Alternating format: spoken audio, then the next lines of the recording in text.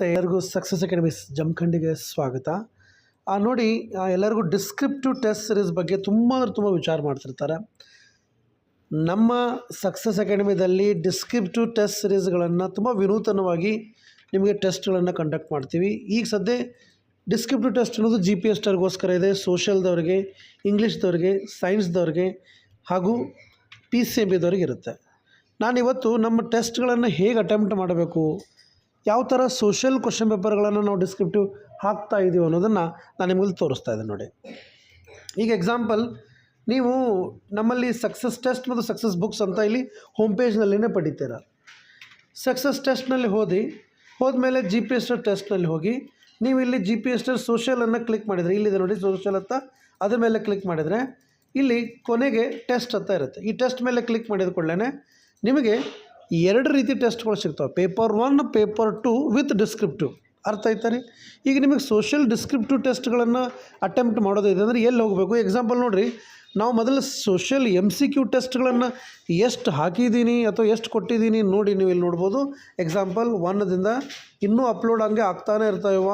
ನಿಮಗೆ ತೋರಿಸ್ತಾ ಇದೆ ನೋಡಿ ಎಷ್ಟಿದ್ದಾವೆ. ಆಲ್ಮೋಸ್ಟ್ ನಾನೀಗ ಸದ್ಯ ಒಂದು 220 and 230 ಮಟ್ಟ ನಾನಲ್ಲಿ ಅಪ್ಲೋಡ್ ಮಾಡಿದ್ದೀನಿ. ಇವೆಲ್ಲ 20 ಮಾರ್ಕ್ಸಿನು ಅಥವಾ 20 ಕ್ವಶನ್ದು MCQ ಟೆಸ್ಟ್ಗಳದಾವೆ. ಇದರಿಂದ ನಿಮಗೇನಾಗುತ್ತಾ, ಪೇಪರ್ 2ನಲ್ಲಿ 50 ಕ್ವಶನ್ಗಳು, ಪೇಪರ್ 1ನಲ್ಲಿ GK ಕ್ವಶನ್ಗಳು. ಇವನ್ನ ನಾವು ಏನು ಅಪ್ಲೋಡ್ ಮಾಡಿದ್ದಿಲ್ಲ, CBSE books, ICSE books, Karnataka state books, ಆಮೇಲೆ PUC books, PUC CBSE books, PUC state books, PUC ICSE books, ಆಮೇಲೆ ಮತ್ತು ಇನ್ನೂ ಒಳ್ಳೆ ಪಬ್ಲಿಕೇಶನ್ ಬುಕ್ಸ್ಗಳನ್ನು ಎಲ್ಲವನ್ನು ಅಪ್ಲೋಡ್ ಮಾಡಿದ್ದೀವಿ. ಇದು MCQಗಳ ಬಗ್ಗೆ ಆಯಿತು. ಸರ್, ನಮಗೆ ಡಿಸ್ಕ್ರಿಪ್ಟಿವ್ ಬಗ್ಗೆ ಹೇಳ್ರಿ ಸರ್, ನೀವು ಏನು ನಾಟಕ ಮಾಡ್ತಾ ಇದ್ದೀರಾ, ಇದೇನು ಕತೆ ಹೇಳ್ತಾ ಇದ್ದೀರಾ ಸರ್, ನಮಗೆ ಇದೆಲ್ಲ ನಮ್ಮ ಅವಶ್ಯಕತೆ ಇಲ್ಲ ಅಂತ ನೀವು ನನ್ನ ಮೇಲೆ ಅನ್ಬೋದು. ಬನ್ನಿ, ಆ ಒಂದು ಡಿಸ್ಕ್ರಿಪ್ಟಿವ್ ಟೆಸ್ಟ್ಗಳನ್ನು ತೋರಿಸ್ತೀನಿ. ಇಲ್ಲಿ ಮೇಲ್ಗಡೆ ಟೆಸ್ಟ್ ಸಬ್ಜೆಕ್ಟಿವ್ ಅಂತದಲ್ಲ, ಇಲ್ಲಿದೆ ನೋಡಿ. ಇವತ್ತು ನಾವು 4 ಟೆಸ್ಟ್ಗಳನ್ನು ಅಪ್ಲೋಡ್ ಮಾಡಿದ್ದೀವಿ. ಹೀಗೆ ಅನ್ಲಿಮಿಟೆಡ್ 1000 ಮಟ್ಟ ಆದ್ರೂ ನಾನು ಅಪ್ಲೋಡ್ ಮಾಡ್ತೇನೆ. ಅರ್ಥ ಆಯ್ತು ನಾವು ತರೋದು ನಿಮಗೆ? ಎಲ್ಲ economics, geography, history, political science ಎಲ್ಲ ಸಬ್ಜೆಕ್ಟ್ ಮೇಲೂ ಡಿಸ್ಕ್ರಿಪ್ಟಿವ್ ಟೆಸ್ಟ್ಗಳನ್ನ ಹಾಕಿರ್ತೀವಿ. ಇಲ್ಲಿ 1, 2, 3, 4 ಅಂತ ಇರುತ್ತೆ. ಅರ್ಥ ಆಯ್ತಾ ರೀ? ಎಸ್, ಇಲ್ಲಿ ಟೆಸ್ಟ್ಗಳು ಈ ರೀತಿ ಇರ್ತಾವೆ. ಸೋಷಲ್ ಡಿಸ್ಕ್ರಿಪ್ಟಿವ್ ಟೆಸ್ಟ್ 1, 2, 3 ಅಂತ. ನೀವು ಈ ಟೆಸ್ಟ್ ಮೇಲೆ ಫಾರ್ ಎಕ್ಸಾಂಪಲ್ ನಂಬರ್ 1ನೇದನ್ನ ಕ್ಲಿಕ್ ಮಾಡಿದ ಮೇಲೆ ಅದು ಓಪನ್ ಆಗುತ್ತೆ. ಓಪನ್ ಆದ ತಕ್ಷಣ 2 ಥರ ಆಪ್ಷನ್ ಅದ. ಒಂದು ಡೌನ್ಲೋಡ್ ಅಸೈನ್ಮೆಂಟ್, ಇನ್ನೊಂದು ಅಪ್ಲೋಡ್ ಅಸೈನ್ಮೆಂಟ್ ಅಂತ. ನೀವು ಡೌನ್ಲೋಡ್ ಅಸೈನ್ಮೆಂಟ್ ಮೇಲೆ ಕ್ಲಿಕ್ ಮಾಡಿದರೆ ಕ್ವಶನ್ ಪೇಪರ್ ಓಪನ್ ಆಗುತ್ತೆ. ನೀವು ಇದನ್ನು ಡೌನ್ಲೋಡ್ ಮಾಡ್ಕೊಳ್ಳೋಕ್ಕೆ ಬರೋದಿಲ್ಲ. 1ನೇ ಕ್ವಶನ್ ಪೇಪರ್ ಒಂದು ಬೇಕಾದರೆ ನೀವು ಎಕ್ಸ್ಪೋರ್ಟ್ ಮಾಡ್ಕೋಬೋದು. ಮುಂದಿನ ಕ್ವಶನ್ ಪೇಪರ್ಗಳನ್ನು ನೀವು ಎಕ್ಸ್ಪೋರ್ಟ್ ಮಾಡ್ಕೊಳ್ಳೋಕ್ಕೆ ಬರೋದಿಲ್ಲ. ಈಗ ಈ ಕ್ವಶನ್ ಪೇಪರ್ನ ಓಪನ್ ಮಾಡಿದ ಮೇಲೇ ನೀವು ಕ್ವಶನ್ಗಳನ್ನ ಅಟೆಂಪ್ಟ್ ಮಾಡಿ ನೋಡಿರಿ. ಮೊದಲ ನಾನೇನು ಮಾಡಿದ್ದೀನಿ, 38 ಕ್ವಶನ್ಸ್ಗಳನ್ನು ಕೊಟ್ಟಿದ್ದೀನಿ ನಿಮಗೆ. Short questions, very short questions, long questions, very long questions, statement and assertion, case study ಮೇಲೆ ಎಲ್ಲ ಥರ ಕ್ವಶನ್ಸ್ಗಳನ್ನ ಕೊಟ್ಟಿದ್ದೀನಿ. ಉದಾಹರಣೆಗೆ ನೀವು ಇದನ್ನು ಸ್ವಲ್ಪ ಝೂಮ್ ಮಾಡಿ ನೋಡ್ಕೋಬೋದು. ಯಾವ ಥರ ಇದೆ ನೋಡಿ, MCQ ಟೆಸ್ಟ್ಗಳು ಫಸ್ಟಿಗೆ. ಅದಾದಮೇಲೆ ಅಸರ್ಷನ್ ಸ್ಟೇಟ್ಮೆಂಟ್ಸ್ ಅಂದರೆ ಕಾರಣ ಮತ್ತು ನಿರ್ದೇಶನಗಳ ಮೇಲೆ.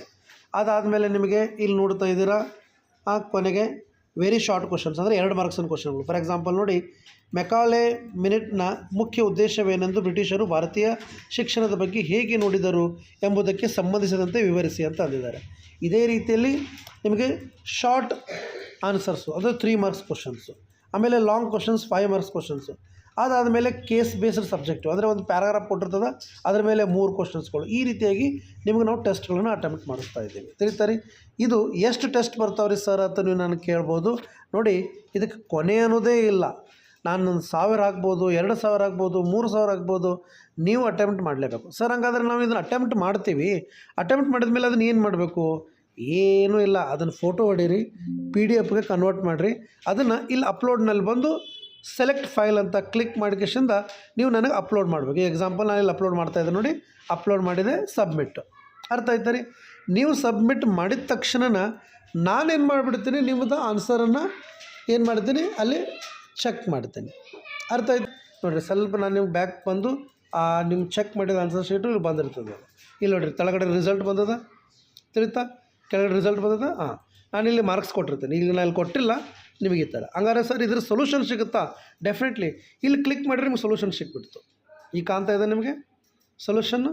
ನೋಡಿರಿ, ಎಲ್ಲ ಕ್ವಶನ್ಸ್ಗಳು ನೋಡಿರಿ. ಆಗಲೇ 3 ಮಾರ್ಕ್ಸಿನ ಕ್ವಶನ್ ಆನ್ಸರು. ಬ್ರಿಟಿಷರು ಭಾರತದಲ್ಲಿ ಪಾಶ್ಚಿಮಾತ್ಯ ಶಿಕ್ಷಣವನ್ನು ಪರಿಚಯಿಸಲು ಹಲವಾರು ಉದ್ದೇಶಗಳನ್ನು ಹೊಂದಿದ್ದರು. ಅರ್ಥ ಆಯ್ತಾ ರೀ? ಇದೇ ಥರ ಇಲ್ಲಿ ನೋಡಿರಿ, ಮೆಕಾಲೆ ಮಿನಿಟ್ನ ಮುಖ್ಯ ಉದ್ದೇಶವೆಂದರೆ ಇಂಗ್ಲೀಷ್ ಭಾಷೆಯ ಮೂಲಕ ಭಾರತೀಯರನ್ನು ಪಾಶ್ಚಿಮಾತ್ಯ ಕಲಿಕೆಯಲ್ಲಿ ಶಿಕ್ಷಿತರನ್ನಾಗಿ ಮಾಡುವುದು. ಇದು ಬ್ರಿಟಿಷರ ಆಡಳಿತ. ಈ ಥರ ನಿಮಗೆ ನಾವು ಕೀ ಆನ್ಸರ್ ಕೂಡ ಕೊಟ್ಟಿರ್ತೀವಿ. ಇದರಿಂದ ನೀವು ಬರೆದಂಥ ಪೇಪರು ನಿಮಗೆ ಅರ್ಥ ಆಗುತ್ತೆ ಹೇಗೆ ಏನು ಅಂತೇಳಿ. ಅರ್ಥ ಆಯ್ತಾ ರೀ? Thank you. ಹಾಗಾದರೆ ಈ ಥರದ ಟೆಸ್ಟ್ ಸೀರೀಸನ್ನು ಯಾರೂ ಮಿಸ್ ಮಾಡ್ಕೊಳ್ಳೋಕೆ ಹೋಗ್ಬೇಡಿ. ನಿಮ್ಮ ಫ್ರೆಂಡ್ಸ್ಗಳಿಗೂ ಇದ್ರ ಬಗ್ಗೆ ನೀವು ಶೇರ್ ಮಾಡ್ಕೊಳ್ಳಿ. ಆವಾಗ ಎಲ್ಲ ಥರ ಅನುಕೂಲ ನಿಮಗೂ ಆಗುತ್ತೆ, ನಮಗೂ ಆಗುತ್ತೆ. Thank you.